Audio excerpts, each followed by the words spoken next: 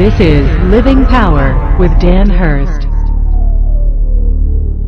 Which brings us to the fourth point, get back to the basic you. The fourth thing that you need to do to rebuild your relationship, get back to the basic you.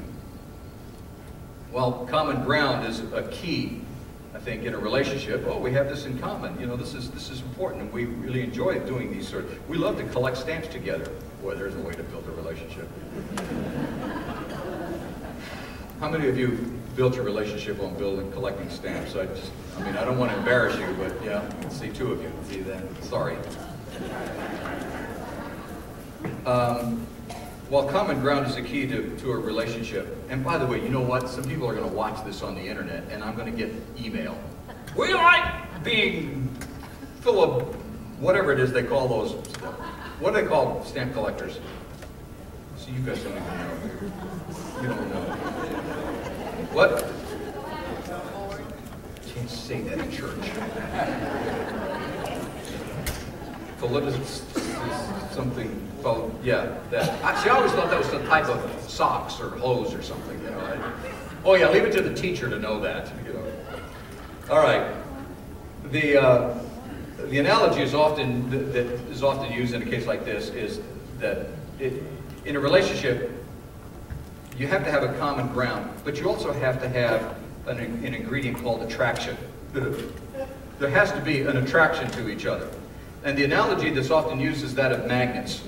You know, it takes polarity to cause attraction. Turn one of the magnets around, or in other words, switch the polarity, and they actually begin to repel each other. And some relationships get depolarized. What happens is, and it happens in a number of different ways, but either through complacency or miscommunication or lack of attention, one or more people in the relationship begin to lose focus of the basic attraction that made the relationship work in the first place.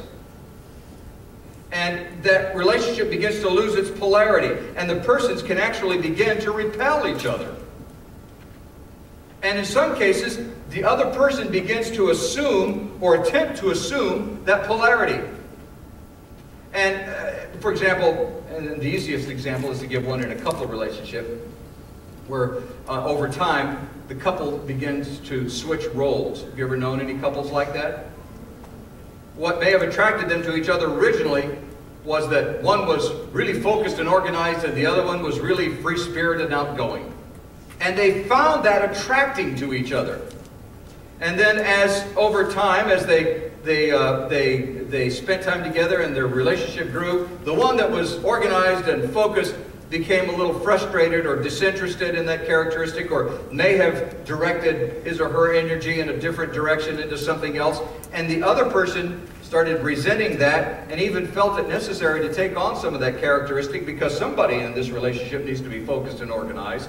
And then I have to start doing it because he or she isn't doing it any longer. And in order to make things work, then I've got to start doing this also. And then what happens is it begins to build this silent wall between the two of them. Look, getting back to the basic you means going back to those basic things that attracted each other in the relationship. On a larger scale, God talked about this very thing when he said to the church at Ephesus, "Yet I hold this against you, you've forsaken the love you had at first." King James says, "I have this against you, you have forgotten your first love." The first thing that just so drove you, that you were so passionate about, that you were so excited about. God says even that, in a large scale, is exactly what happens in a couple's relationship sometimes.